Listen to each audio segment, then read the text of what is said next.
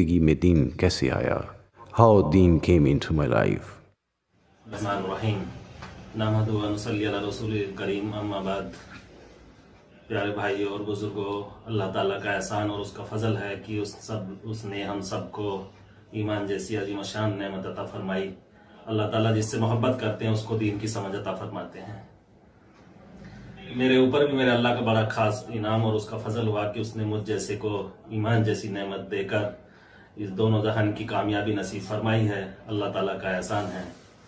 पहले भाइयों मैं अपना तारुफ करा देता हूँ। मैं मेरठ के करीब एक गांव काशी का रहने वाला हूँ। वहाँ हमारा घराना एक हिंदू घराना है। अल्हम्दुलिल्लाह मेरे वालिद साहब जो हैं वो दरमियानी दर्जे के किसान हैं। हम 5 भाई और 3 बहनें हैं अल्हम्दुलिल्लाह। तो भाइयों, मैं नानक चंद कॉलेज से मैंने एमए किया है हिस्ट्री से। उसके बाद मैंने 2 साल एलएलबी की है और तीसरे साल में जैसे ही मैंने दाखिला लिया तो मेरे अल्लाह ताला ने मुझे ईमान जैसी नेमत अता फरमाई। असल में इसका सबब ये बना कि वहाँ हमारा गांव जो है काशी, वो उसमें अक्सर मुसलमान हैं। तो वहाँ मुसलमान साथियों से मेरी दोस्ती हो गई। तो वो लोग मुझे जो है सुबह शाम समझाते थे कि देखो, दुनिया को बनाने वाला चलाने वाला तो सिर्फ एक अल्लाह है, उसके अलावा कोई कायनात को बनाने चलाने वाला नहीं। लेकिन हम लोग तो जो है हिंदू फैमिली थी तो वो अपने अपने मज़ाहिब के फॉलो करते थे। तो मेरे भाइयों, जब वो मुझे समझाने लगे कि वो बनाने वाला तो एक ही है, तो ये समझ तो मेरी समझ में आती थी ये बात मेरी कि अल्लाह ताला ही बनाने वाला है, चलाने वाला है। तो मैं सोचता था कि सारी सृष्टि को बनाने चलाने वाला एक ही हो सकता है, अनेक नहीं हो सकते। कि सूरज अपने वक्त पे निकल रहा है, चांद अपने वक्त पे निकल रहा है और सारी सृष्टि उस बनाने वाले के हिसाब से चल रही है, तो इसको चलाने वाले 10-5 नहीं हो सकते, एक हो सकता है। तो इसी दौरान कुछ साथियों ने और मजीद उनसे दोस्ती हो गई और दूसरे साथियों से जो मदरसे में पढ़ते थे हापुड़ में, उन्होंने मुझे समझाया कि ये एक अल्लाह बनाने वाला है, उसके अलावा कोई पूजा के लायक नहीं। ये आदमी अपने हाथों से बना लेता है मूर्ति, इसको बनाने वाले भी इंसान हैं, इसको बेचने वाले भी इंसान हैं, इसको पूजने वाले भी इंसान हैं, और फूट जाए तो उठा के फेंकने वाले भी इंसान हैं। तो ये खुदा नहीं हो सकते। तो ये मेरी बात समझ में आने लगी धीरे धीरे और बात बढ़ती गई। मैं और कोशिश करता रहा समझने की इस्लाम को। इसी दौरान और हमारे गांव के थे हाफिज साहब, हाफिज अबरार, वो रहते थे दुबई में। क्या कि वहाँ हमारे काशी में एक लड़का है जो इस तरह की बातें करता है। तो वो उसी दौरान हमारे गांव के मदरसे की बुनियाद रखी जानी थी, हजरत वाला वहाँ तशरीफ ले गए। तो हाफिज साहब ने मेरी मुलाकात हजरत से कराई अल्हम्दुलिल्लाह। तो हजरत ने मुझे कलीमा शहादत पढ़ाया और कहा कि अब एक अल्लाह की इबादत करनी है, उसके अलावा कोई पूजा के लायक नहीं। उसी वक्त से मेरे दिल में ऐसा लगा कि कोई चीज़ निकल गई है और कोई चीज़ दाखिल हो गई। उसी वक्त से मैंने नमाज पढ़ना शुरू किया अल्हम्दुलिल्लाह। धीरे धीरे इस्लाम को सीखना शुरू किया। धीरे धीरे बात बढ़ती गई और हमारे घर खाने लगी कि वो लड़का मुसलमान बन गया है। तो हमारे पिताजी कहते थे कि वो अभी ऐसा कुछ नहीं है, वो तो मुसलमान लड़कों से दोस्ती है, तो वो इसलिए वो रहता है उनके साथ। तो मैं धीरे धीरे मस्जिदों में नमाज पढ़ता था। तो ये घर और खानदान वाले चेक करने लगे, मस्जिदों पर पहरा लगा दिया कि कहाँ मस्जिद में नमाज पढ़ता है। तो एक दिन ऐसा हुआ कि वो हमारे पिताजी ने मुझे देख लिया मस्जिद से निकलते हुए, वो घर ले गए और बहुत समझाया कि मुसलमान ऐसे होते हैं, ऐसे होते हैं, तुम कहाँ इन चक्कर में पड़ रहे हो। तो फिर मैं डरने लगा कि कहीं ऐसा ना हो कि मेरे मुसलमान बनने की वजह से गांव वालों पे किसी तरह की परेशानी आए। तो मैं एक दिन जो है मेरठ जाके कचहरी में मैंने अपना एफिडेविट बनवाया इस्लाम कबूल करने का। और फिर और हिम्मत हो गई कि अब कुछ नहीं बिगड़ सकता, क्योंकि अब मैंने सर्टिफिकेट बनवा लिया है। तो फिर धीरे धीरे और बात बढ़ गई और पूरे इलाके में ये बात फैल गई कि वो लड़का जो है मुसलमान हो गया है। तो अल्हम्दुलिल्लाह एक दिन मैंने मौका लगा के मेरे साथियों ने मुझे मशवरा दिया कि तुम मरकज चले जाओ निजामुद्दीन। तो मैं निजामुद्दीन चला गया, वहां से मैं चिल्ले की जमात में गया और जैसे ही मैं वापस आया चिल्ले की जमात से तो गांव में एक हंगामा बर्पा हो गया। तो वो फसाद की शक्ल इख्तियार कर ली गांव में। तो वो पुलिस से जो है पुलिस थानेदार मुझे वहां से लेके आ गए थाने में और बहुत सारी बातचीत करने के बाद उन्होंने कहा कि तुम अब अपने घर में नहीं रहोगे, कोई ऐसी जगह बताओ जहां तुम रह सको हिफाजत से, आपको खतरा ना हो। तो मैंने अपनी जिंदगी में पहली बार मरकज में इतने मुसलमान देखे थे। तो मैंने कहा कि अच्छा आप मुझे दिल्ली मरकज छोड़ाओ। तो जब वहां लेके गए लोग तो उन्होंने कहा मरकज के जिम्मेदारों से कि ये आप लिख के दो कि ये लड़का हमारे पास है। तो उन्होंने कहा कि भाई लिख के तो नहीं देंगे, यहाँ इतने लोग आते किसकी जिम्मेदारी निभाएंगे।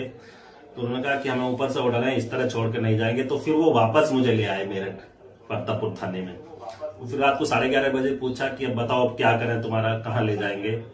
मैंने कहा भाई हमारे फुलत में हमारे जानने वाले हैं, हमारे हजरत रहते हैं, तो मुझे वहां ले चलो। तो रात को ये मुझे ले गए फुलत। तो जब फुलत वहां पहुंचे तो हजरत के घर पे वहां गए।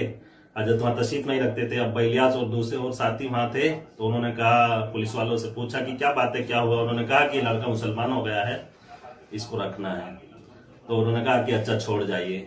तो वो छोड़ के चले आए। अल्हम्दुलिल्लाह 2003 के बाद से अल्हम्दुलिल्लाह मैं अब तक कुल्लत में हूँ। मेरा अल्लाह का एहसान और उसका फजल है कि उसने मेरे हजरत वाला की ज्योतियों में मुझे ले जाके रखा है। ये मेरा अल्लाह का बड़ा एहसान है कि उसने मुझे जैसे ईमान देकर मुझे इज्जत बख्शी है। प्यारे भाइयों, असल तो अल्लाह ताला ने ये जो ईमान हमें दिया है, ये ऐसी बड़ी नेमत है, ऐसी बड़ी नेमत है। आदमी के पास दुनिया की सारी नेमतें हैं और ये ईमान ना हो तो उनकी कोई हैसियत नहीं। ईमान इतनी बड़ी नेमत है। तो प्यारे भाइयों, उन जरा सी मैं तन्हाई में बैठ के सोचता हूँ कि अल्लाह पाक अगर ईमान ना देते तो आदमी कहाँ कहाँ अपने सर को झुकाता हुआ फिरता और दर दर की ठोकरें खाता फिरता। अल्लाह ने एक अल्लाह के सामने झुका के आदमी को इतनी इज्जत बख्शी है, इतनी इज्जत बख्शी है। दुनिया की तमाम नेमतें इसके सामने फेल है अगर ईमान उसके पास ना हो। मेरे भाइयों, इस ईमान की वजह से अल्लाह ने हमें इज्जत वाला बनाया है। कुरान करीम में अल्लाह ताला ने हमारी तारीफ की है और हमारा ओहदा तय किया है, कुंतुम खैरा उम्मतिन उखरिजत लिन्नास तामुरुना बिल मारूफ व तनहौना अनिल मुनकर व तु'मिनूना बिल्लाह।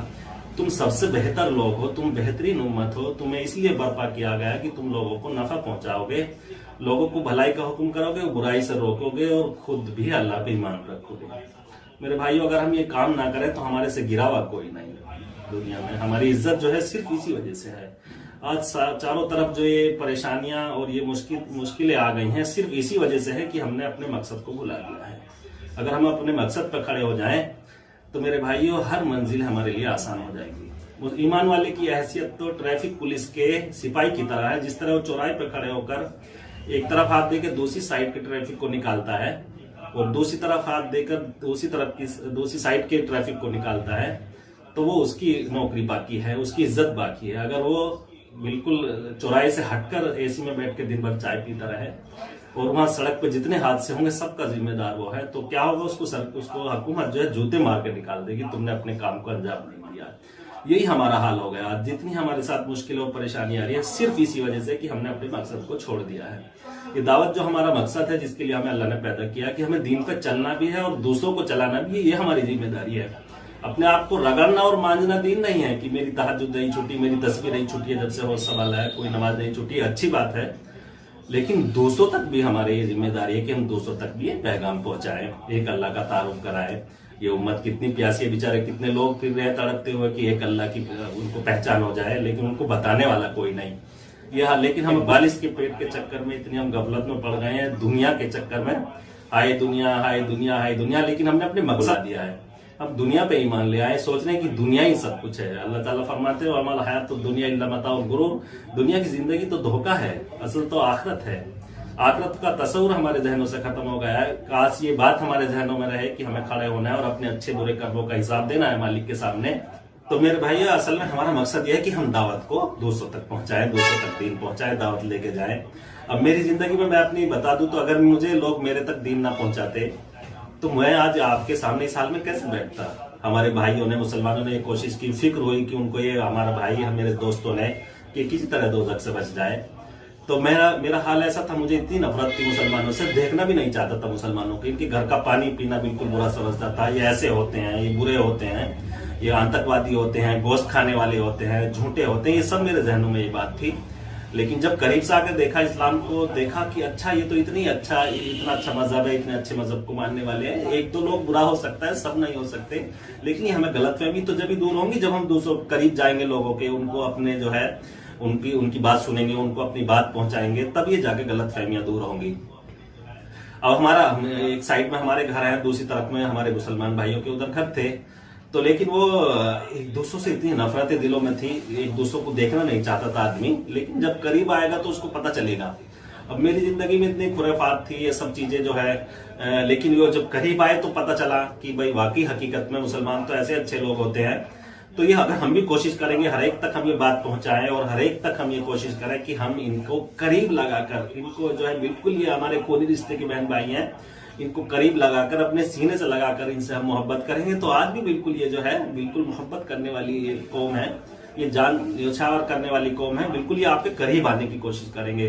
और फिर करीब हो जाएंगे। हिदायत तो अल्लाह के मुकद्दर रखी है, जिसके लिए हिदायत होगी अल्लाह ताला देते हैं उसको हिदायत, लेकिन हमारा जो काम है वो हमें करना चाहिए और हमें हर एक तक इस मकसद को लेके जाना चाहिए और उनको बतानी चाहिए ये बात। मेरे भाइयों, हम सब खूनी रिश्ते के बहन भाई हैं। जिंदगी में एक वाक्य आया, असल में वो हरिद्वार जो है हिंदुओं का एक बहुत धार्मिक स्थान है, बड़ा जगह है धार्मिक। तो वहाँ ऋषिकेश एक पहाड़ी पे इनका जो मंदिर है, शिव का मंदिर है, तो मेरे भाई मुझे वहां लेके गए घुमाने के लिए कि वहां चलते हैं घुमाने, वहां जो है मनोकामनाएं पूरी होती हैं। तो वहां जैसे हम पहुंचे तो 18 किलोमीटर पहाड़ी के चढ़ने के बाद वो मंदिर बना हुआ है शिव का। तो वहां एक शिव की जो है बहुत पुरानी मूर्ति है, सोने की बनी हुई।